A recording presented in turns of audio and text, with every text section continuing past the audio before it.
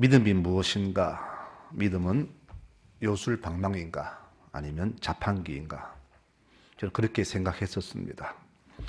믿음만 있으면은 내가 원하고 바라는 것을 다 얻을 수 있다. 이런 생각으로 살았습니다. 말씀의 깊이가 없었기 때문에 그렇게 오발했던 것 같습니다. 믿는 자에게는 능치 못함이 없다. 이 말씀을 잘못 해석해서 그렇게 믿었던 것 같습니다. 능치 못한다는 것은 내가 어떤 상황에서도 다 견딜 수 있다는 그런 말인데 내 식으로 해석을 해서 믿음을 자판기나 요술방망이로 그렇게 착각을 했던 겁니다. 그래서 내가 원하는 대로 안 될 때에 내 믿음이 적은가 부족한가 여기면서 더 열심히 애를 썼지만은 그래도 그렇게 앉았을 때는 낙심도 참 많이 했습니다. 지금 와서 변한 게 있다면은 내가 바란 대로 안 됐다고 해서 낙심한 일은 없다는 것이죠. 그 대신 하나님의 역사를 기다리는 힘이 내 속에 크게 자리 잡았다는 것을 말씀을 드립니다. 우리가 신앙생활 하다 보면은 많이 낙심하죠. 늘 기쁘지 않습니다. 낙심도 더 많이 합니다. 이것은 우리뿐 아니라 모든 믿음의 선들도 똑같이 그렇게 그 길을 걸어왔습니다. 다 잘 되면 좋은데, 늘 기쁘면 좋은데 삶이 그렇지 않더라는 것이죠. 그래서 사람이 신앙생활을 이렇게 생각하죠. 편히 살다가 죽어서 좋은 곳에 가는 것을 가장 좋은 신앙으로 생각하는데 이것은 우리 올바른 신앙이 아님을 분명히 말씀을 드립니다. 하나님 신앙은 분명히 다릅니다.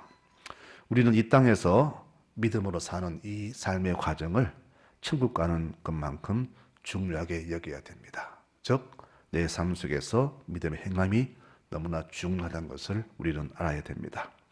우리에게 아까 그 말한 불교식의 축복이 오지 않더라도 하나님 시장대로 살아야 됩니다. 그래서 힘이 들어도 끝까지 견디며 사는 모습이 하나님께서 너무나 기뻐하심을 우리는 명심해야 될 것입니다. 믿음으로 산다는 것은 내 달력대로 사는 것이 아니라 하나님의 날짜와 하나님의 계획 속에서 그분의 인도하심 따라 순종하는 것입니다. 가만히 생각해 보니까 어쩌면 우리는 하나님을 빙자해서 내가 만든 신앙으로 내 방식으로 살을 때가 너무나 많다는 것이죠. 내가 만든 신앙, 즉 내 뜻대로 살려다가 잘 안 될 때에 실망을 많이 했죠. 우리가 믿음이 무엇인가를 정확히 알면은 신앙생활에 낙심할 일은 전혀 없을 것입니다. 오늘 말씀에 아브라함이 그랬습니다. 그는 오직 말씀 하나 붙들고 고향을 떠났습니다. 가나안에 와보니 아무도 환영해 주지 않습니다. 고향에서는 나름대로 인정받은 사람이었고 안정된 삶을 살았는데 낯설고 물선 곳에 와보니 도무지 살 자신이 없습니다. 그래서 처음 정착한 그 세겜 땅을 떠나서 점점 더 살기 좋은 남쪽으로 이사를 갑니다. 이사를 갔다는 것은 아마 그곳 살기 힘들었다는 그런 말이 되겠죠. 그런데 설상가상으로 이사간 그곳에 심한 기근이 들었습니다. 낯선 곳에서 만난 기근은 곧 죽음을 의미하겠죠. 그래서 살려고 애굽으로 갔는데 오히려 문제가 더 꼬입니다. 오늘 말씀은 바로 여기에서 시작을 하고자 합니다. 나는 열심히 살았는데 말씀에 충실했는데 왜 이렇게 삶이 꼬일까? 이런 마음을 자주 가집니다. 우리는 열심히 살았으면은 충성했으면은 보상이 많이 올 줄 알았는데 오히려 아픔이 더 많이 옴을 겪었습니다. 그래서 이 삶 때문에 불신자들에게 핀잔을 받죠. 예수 잘 믿어도 별거 없네. 그들에게 이런 비꼬음을 당합니다. 이럴 때 참 억울하죠. 아브라함도 이민을 와서 처음에는 성실히 살았는데 이상하게 환경이 변하지가 않습니다. 오히려 고향에 있을 때보다 더 힘들었습니다. 그래서 갈등이 참 많았죠. 이 갈등 구조 속에서 결정한 것이 좀 더 잘 사는 곳으로 내려가자. 이사를 가다가 그곳에서 더 큰 기근 만나자 결심하죠. 애굽에 잠시 피했다가 다시 오자. 이렇게 결정을 합니다. 오늘 우리가 여기서 먼저 생각할 것은 왜 하나님의 약속한 땅에 기근이 왔나 하는 것이죠. 우리가 이것을 먼저 짚어봐야 됩니다. 구약 시대에는 모든 자연재해는 다 하나님의 심판으로 보았습니다. 이것은 지금도 마찬가지입니다. 그러면 하나님의 약속의 땅에 왜 기근을 내리셨나 하는 것이 우리의 궁금증입니다. 아브라함은 바로 이 원인을 먼저 추측했어야 되죠. 왜 기근이 왔을까요? 제 추측으로는 아브라함의 불신 때문입니다. 그가 처음 디딘 곳은 세겜이란 땅입니다. 이 세겜은 목축하기에 아주 좋은 땅으로서 그만큼 살기 힘든 곳이 아니란 말입니다. 즉 좋은 땅입니다. 그런데 그는 더 좋은 것을 찾아서 남쪽으로 점점 이사를 가게 됩니다. 이사라는 것은 내가 실패해서 가는 경우가 많지만은 대부분은 더 좋은 환경 찾아서 이사를 가지요. 자녀 교육 문제로 또한 직장 문제로 또 환경을 더 좋은 데 찾아서 이렇게 이사를 가는 것이 대부분입니다. 아브라함의 이사 가는 것도 바로 더 잘 살기 위해서 간 이사가 됩니다. 우리가 신앙생활 중에 정말로 깨닫지 못하는 중요한 것이 하나 있는데 그것은 뭐냐? 나 혼자 열심을 내는 거죠. 일방적으로 하나님을 믿고 내 방식대로 하나님을 섬기며 봉사하는 겁니다. 하나님은 가만히 계시는데 원치 않으시는데 나 혼자 잘하려고 그분 뜻에 상관없이 내 힘으로 동분서주하는 겁니다. 이것은 내 열심이지 결코 믿음이 아닙니다. 오늘 아브라함이 그랬습니다. 처음 머문 그 땅에 머물러서 은혜를 기대해야 되는데 자기 판단으로 점점점 더 남쪽으로 좋은 곳을 찾아서 내를 가지요. 우리도 그랬습니다. 하나님의 의사는 전혀 상관없이 내 마음대로 살았죠. 베드로처럼 주님 죽으시면 안 됩니다. 왜 죽습니까? 제가 지켜드릴 겁니다. 사탄아, 네가 하나님의 일보다 사람의 일을 먼저 생각하는구나. 여러분, 신앙은 그렇습니다. 하나님의 일을 먼저 생각하는 겁니다. 그분의 뜻을 먼저 캐는 겁니다. 우리의 의사는 전혀 상관이 되어서는 안 됩니다. 아브라함이 그랬습니다. 그가 살던 가나안 원주민들은 사실은 포악한 자들이죠. 지금의 상식과 방법으로는 그곳에서 살 수가 없어요. 그래서 그곳에 살려면은 아브라함처럼 그렇게 살아서는 안 됩니다. 더 강해져야 하고 더 믿음으로 서지 않으면은 항상 넘어집니다. 하나님은 그를 강해하시려고 그 땅에 기근을 주셨는데 그는 이것을 몰랐던 것이죠.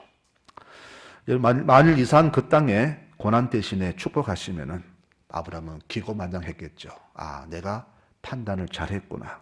하나님께서 이곳까지 인도하셨구나. 그렇게 오판했을 것인데 그러면 그는 평생 축복은 내가 마음만 먹으면 바로 저 자판기처럼 내가 원하는 대로 오는구나.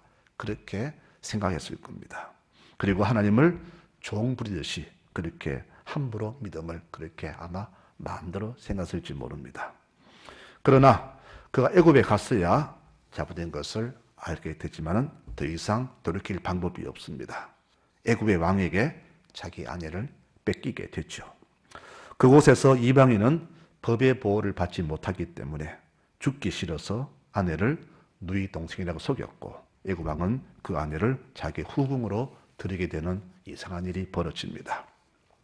우리 삶에 이런 늪이 참 많지요. 살려고 애를 쓸수록 점점 더 깊은 수렁으로 빠져들더라는 겁니다. 지금 아브라함이 바로 그 상태입니다. 늪은 내가 몸부림칠수록 더 깊이 빠져갑니다. 이때는 가만히 있는 것이 상책이죠. 그런데 우리는 계속해서 몸부림을 칩니다. 그래서 더 깊이 빠져 들어갑니다. 성경은 말하죠. 내가 죽는 것이 교회도 살고 내 가정도 살고 내 신앙도 산다고 그렇게 말씀을 합니다. 여러분, 인생의 기근 때의 탈출구는 바로 이것입니다. 내가 먼저 죽는 것이죠. 내가 살려고 몸부림칠수록 점점 더 깊이 빠져드는 것이 이 땅의 규정입니다. 그러므로 신앙인 자세는 뭐냐? 내가 먼저 살려고 나간 것이 아니라 내가 먼저 죽으려고 마음을 먹는 겁니다. 이것이 바로 내가 사는 비결입니다. 그런데 아브라함은 반대로 나아갑니다. 내가 우선 살아야 교회도 있고 신앙도 있지. 대부분 교인들이 그렇게 생각하죠. 힘들 때 내가 먼저 살아야 교회도 있지. 이렇게 말하는데 절대 그렇지 않습니다. 이 힘들 때마다 오히려 더 내가 죽는 것이 바로 내가 사는 길임을 우리는 깊이 새겨야 됩니다. 오늘 우리가 이 사건을 보면서 판단할 것은 뭐냐? 이 위기 때에 어떻게 할까? 누구의 도움을 구할까 하는 것이 바로 우리의 판단입니다. 근데 사람이 믿음이 없으면은 세상적인 방법을 씁니다. 그래서 애굽으로 가게 되지요. 어쩌면 이것이 가장 빠르고 좋은 방법인지 모릅니다. 그러나 문제는 뭐냐? 이 인간적인 방법을 하나님 주신 지혜라고 스스로 합리화할 때 더 큰 것을 잃게 됩니다. 오늘 맞은 이 기근을 우리가 기근을 믿음의 눈으로 보지 않고 쉬운 방법, 즉 인간의 길을 택할 때에 인생은 더 꼬이고 하나님과의 관계도 더 엉망이 되더라는 것이죠. 아브라함은 이 기근 때에 하나님께 도움을 구하지 않았습니다. 그는 고향을 떠날 때에 하나님을 어떻게 생각했느냐? 자판기의 하나님, 요술방망이의 하나님으로 생각했다는 것이죠. 그런데 살아보니까 하나님은 내 원대로 해주지 않았습니다. 그러니 언젠가부터 사람 방법으로 살게 되었다는 것이죠. 기근 때에 해결 방법이 두 가지가 있는데 애굽식과 가나안식이 있습니다. 애굽식은 세상 방법을 따르는 것이고 가나안식은 하나님 방법을 따르는 겁니다. 우리 보기에 애굽형이 빠른 것 같지만 그 끝은 패망입니다. 대신 가나안식은 늦은 것 같고 어렵게 느껴지지만 그 결론은 영생입니다. 이것을 경험한 아브라함이 훗날 인간의 땅인 소돔을 포기하고 가나안 들판을 택한 이유가 여기에 있습니다. 우리 성도들은 이 기근 속에서 믿음의 눈으로 이것을 직시해야 합니다. 모두가 기근 때에 애굽으로 가더라도 우리는 가나안에 남아야 합니다. 베들레헴 버리고 모압으로 피했던 엘리멜렉과 나오미의 가정이 무너진 것은 우연한 일이 결코 아님을 우리는 알아야 됩니다. 만일 우리에게 이런 기근이 온다면 어떻게 하시겠습니까? 딱 한 가지입니다. 이 자리에 머물면 됩니다. 하나님 약속의 땅에 서 있으면 됩니다. 그 자리에서 하나님이 역사하시도록 맡기는 것이 기근을 극복하는 우리의 지혜가 됩니다. 만일 아브라함처럼 애굽을 택할 때에 더 힘들어진다는 것을 우리는 분명히 알아야 됩니다. 애굽으로 간 결과가 무엇입니까? 그 가정이 파괴되었죠. 다 잃게 됩니다. 그렇습니다. 하나님 떠난 인생은 이렇게 무너집니다. 잠시 소돔에서 낙을 누렸던 롯처럼 그 가족도 끝내는 패망을 당했죠. 가룟 유다가 주를 배신하고 곁을 떠났을 때에 그때의 상황은 캄캄한 밤이었다고 성경은 기록합니다. 우리가 성실히 신앙생활을 해도 기근은 옵디다. 부부간에도 기근이 있습니다. 또 가정의 물질의 기근도 있습니다. 또 자녀와 부모 간에 어떤 갈등도 있습니다. 또 이웃 간의 갈등도 있고요. 또 사랑의 가뭄도 있고 우리 삶에 이렇게 기근이 항상 옵니다. 어떻게 돌파할까요? 이때 바로 믿음이 드러납니다. 믿음은 위기 때 나타납니다. 내가 평소에 어떻게 살았냐에 따라서 이 기근을 대처하는 방식이 나타나더라는 것이죠. 애굽은 보기에 좋아 보이지만은 결코 사람 살 곳이 아닙니다. 그곳 사람들은 남편을 죽이고 아내를 뺏는 포악한 자들이 모인 곳입니다. 그곳은 바로 죽음의 땅이죠. 화려해 보이지만은 사람 살 곳이 아닙니다. 그래서 아브라함은 살기 위해서 아내를 여동생이라고 속여야 했습니다. 바로 이것이 하나님 떠난 자의 삶의 현실입니다. 믿음은 내 입맛대로 되지 않는다고 해서 내 멋대로 판단하며 행동하는 것이 아니라 하나님의 달력대로 움직이고 그분의 계획표에 따라서 나를 던지는 것이 바로 믿음입니다. 모든 것에는 항로가 있습니다.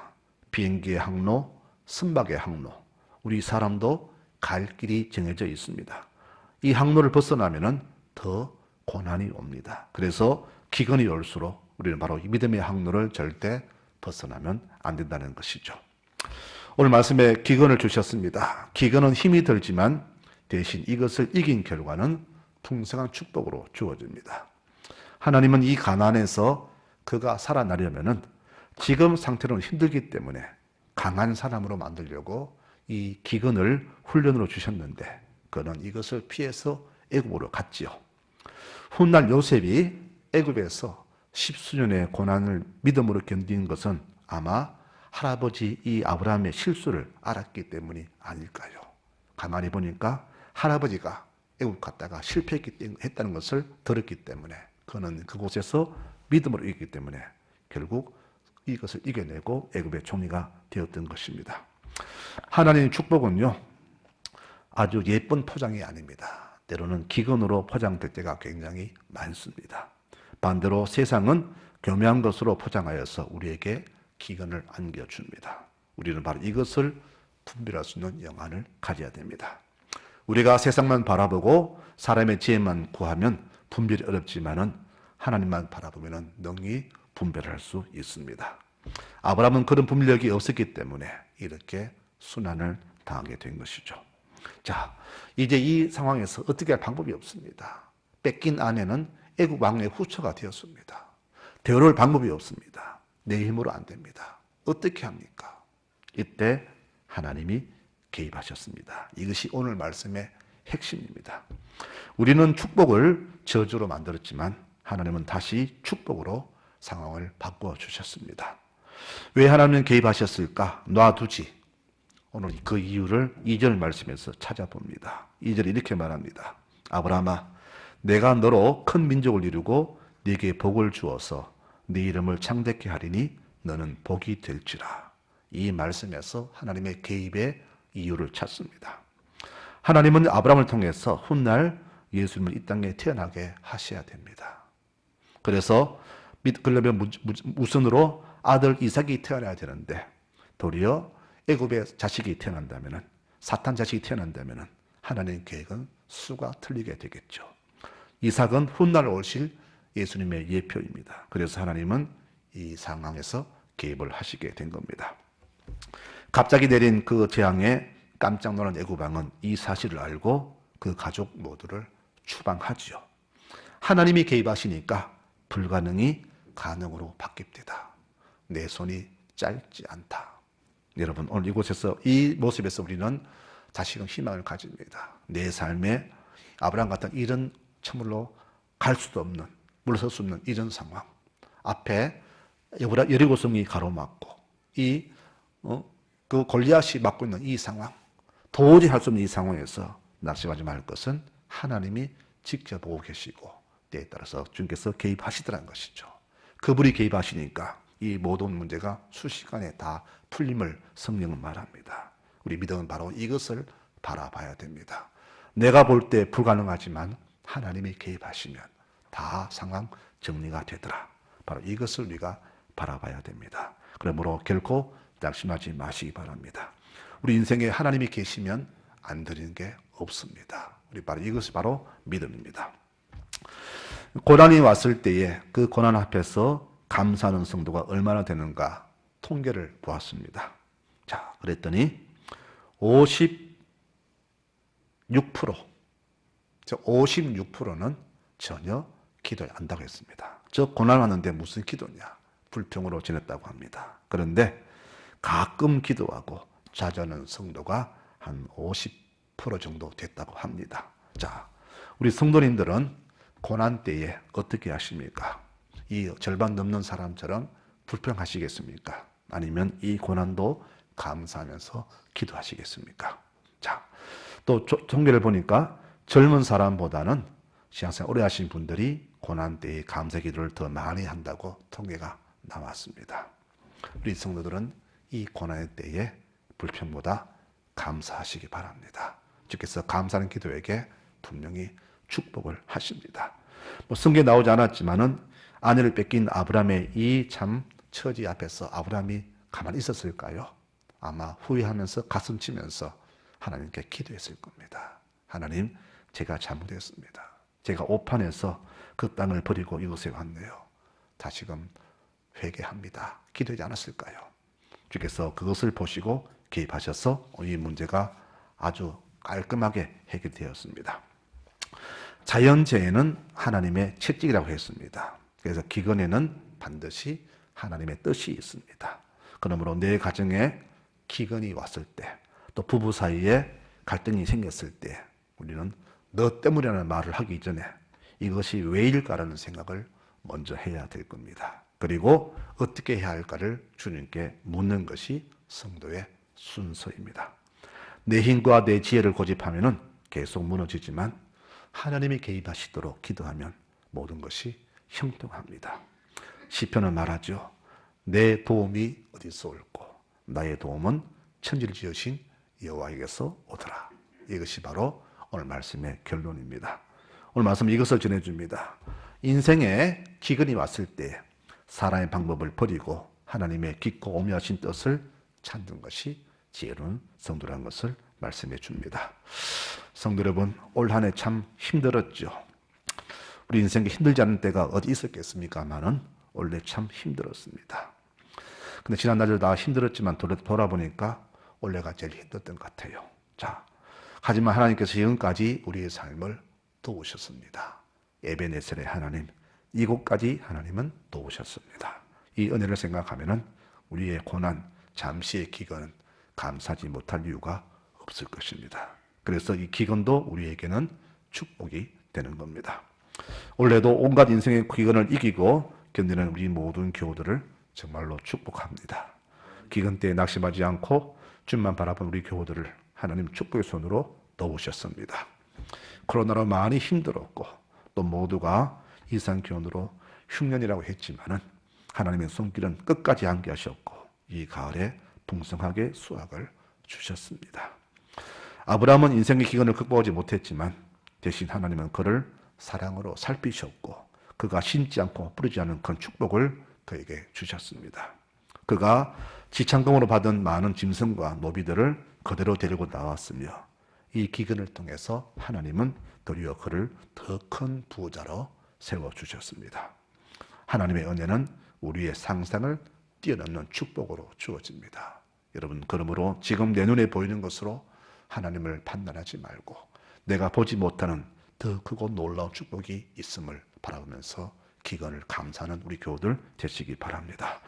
실수는 한 번으로 족합니다. 다시는 이 기근 때에 애굽을 택하는 어리석은 우리 교우들이 없기를 바랍니다. 오직 하늘만 바라보는 믿음의 교우들이 되시기를 축원합니다. 성도 여러분, 믿음은 내가 바라는 모든 것을 다 이루어주는 요술 램프나 도깨비 방망이가 아닙니다. 대신 어떤 시련도 능히 이길 수 있는 능력 주시는 하나님의 힘입니다. 하나님 주신 이 땅이지만 이 땅은 어둠의 세력이 하나님 백성을 삼키려고 하는 곳입니다. 이런 곳에서 우리 믿음의 식구들은 이 어둠의 세력에 굴하지 않고 오직 주만 바라보는 강건한 성도들로 살아가야 됩니다. 그래서 우리에게 훈련 과정으로 기근을 주셨고 이것을 이겨낸 백성들은 그 누구도 감히 함부로 할 수 없는 무적의 백성이 되는 것입니다. 그러므로 이 기근의 의미를 깨닫고 믿음으로 우뚝 선 사도 바울은 이렇게 고백했습니다. 나는 어떤 상황에서도 견딜 수 있는 자족의 비결을 알게 되었다라고 고백합니다. 그러므로 기근이 올 때에 피하거나 도망하지 말고 부딪혀서 힘을 기르시기 바랍니다. 하나님의 뜻은 이 기근을 통해서 우리들이 강한 백성으로 변모하는 것입니다. 우리 삶의 기근은 항상 올 것입니다. 그리고 그 소식도 지금도 날마다 들려옵니다. 물가 오르는 소식, 요소수가 모자라고 난방비가 오르고 장바구니는 점점 더 가벼워지고 세계 경제는 침몰하고 이 소식은 옛날이나 지금이나 항상 변함없습니다. 앞으로 계속해서 이 소식은 기근 소식은 들려올 것입니다. 그러나 성도들은 걱정할 필요가 없습니다. 늘 도우시는 하나님의 손길이 주의 동산에 머물고 있는 우리 교우들의 모든 성도들을 날마다 지켜 보호해 주시기 때문입니다. 시냇가 시느지나무는 사시사철 잎을 피우고 열매를 맺습니다. 우리는 주의 동산에 심겨진 축복의 나무들입니다. 걱정하지 마시고 기쁨과 감사로 날마다 찬송하시는 교우들 되시기를 바랍니다. 이 가을 모든 아픔과 기근을 이겨낸 우리 교우들을 축복합니다. 주만 바라본 우리 교우들, 또 넘어진 자를 일으키고 세우고 함께 아파하며 같이 울며 함께 걸어온 지난 1년 하나님은 우리를 보시고 크게 축복하셨습니다. 이렇게 풍성한 축복을 거두고 기뻐하는 우리 교우들이 너무 자랑스럽습니다. 우리가 이렇게 기쁜 것은 풍성한 소출만이 아니라 고난과 아픔과 기근 속에서도 믿음을 잃지 않고 기쁨과 감사로 살아온 우리 교우들이었기에 너무나 감사한 것입니다. 성도 여러분, 앞으로도 우리 믿음은 환경에 상관없이 계속해서 감사의 풍요가 울려 퍼지도록 주만 바라보는 우리 교우들이 되시기를 축복합니다. 평생을 통해서 고난 속에서도 주께 감사하며 주의 은혜에 늘 엎드릴 수 있는 교우들 되시기를 축복합니다. 이런 교우들에게 주께서는 기근보다 더 큰 풍년의 소식을 전해줄 것이며 세세 무궁토록 우리의 삶에 축복의 대로 채워줄 것입니다. 이런 놀라운 축복이 우리 송라지역의 모든 교우들의 삶에 넘치기를 축원합니다. 아멘.